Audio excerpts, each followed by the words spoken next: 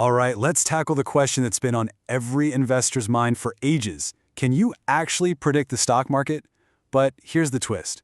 We're throwing out the old playbook of gut feelings and hot tips. We're talking about pure, unadulterated artificial intelligence. So, can a machine really outsmart Wall Street? Let's dive in and find out. Look, we're not talking about a crystal ball or some kind of financial fortune-telling. The question is much more grounded than that.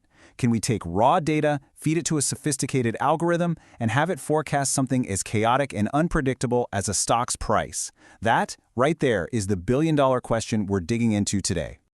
And I'm not being dramatic when I say a billion-dollar question. I mean, think about it. The power to accurately predict stock prices would completely change the game of finance as we know it. So we're going to pull back the curtain and see exactly how data scientists are trying to crack that very code using machine learning. So what's really going on under the hood here? Well, at its heart, predicting a stock's price is what data scientists call a time series problem. That's just a fancy way of saying we're trying to predict the future based on what's already happened in the past. And to put this idea to the test, we're not just picking any random company. We are focusing on one of the biggest players on the planet, Microsoft. Okay, so before we can even think about building a predictive model, we need to gather our tools, right? It's like a chef getting their knives and pans ready. A data scientist needs their own digital toolkit. So let's take a look at what we'll need for this job. So here are the heavy hitters. First up, we've got Pandas. Think of this as our super librarian, the tool that takes a massive, messy pile of data and gets it all neat and organized. Then we have Matplotlib. This is our artist. It turns all those numbers into charts and graphs so we can actually see what's going on.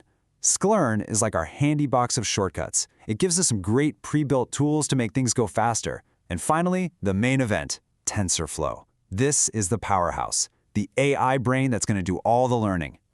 All right, our tools are ready to go. Now the real fun begins. It's time to put on our detective hats. We're about to sift through years and years of Microsoft stock data, hunting for any hidden clues or patterns that you just can't see at a glance. This is the foundation for everything that comes next. And you know, this whole detective process actually has a formal name. It's called exploratory data analysis, or just EDA for short. The whole point is to use visuals to get a feel for the story the data is telling us before we let the AI loose on it. For our investigation, we're zoning in on a very specific period, Microsoft stock performance between 2013 and 2018.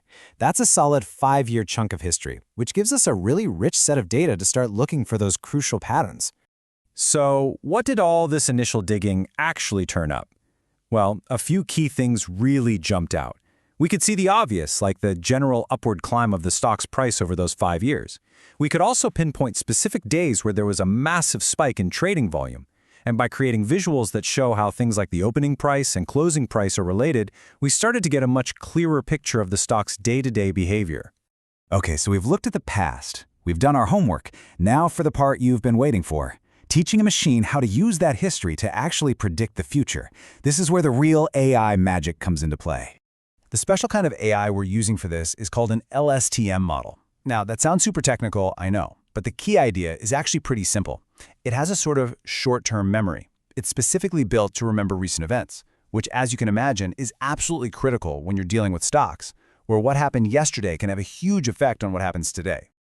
So you might be asking, why not just use a regular, standard AI model? Well, the problem is they can be kind of forgetful. They often struggle to remember important information from earlier on. LSTMs, on the other hand, are designed specifically to solve that problem. They hold on to those recent, critical patterns, making sure they aren't lost when it's time to make a new prediction. Now, to get our AI ready, we need 3 key ingredients. First is something called an optimizer. You can think of this like a personal coach, always pushing the model to get closer and closer to the right answer. Second, we have a loss function. This is like a scoreboard that tells the model exactly how wrong its predictions are so it knows what to fix. And finally, we have metrics.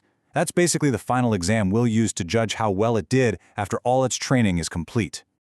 So the data has been sliced and diced, the model has been carefully built, and it's gone through all its training. It's time. This is the moment of truth. We're about to put our AI to the test and see if all this work actually paid off. So how do we actually grade our AI's performance?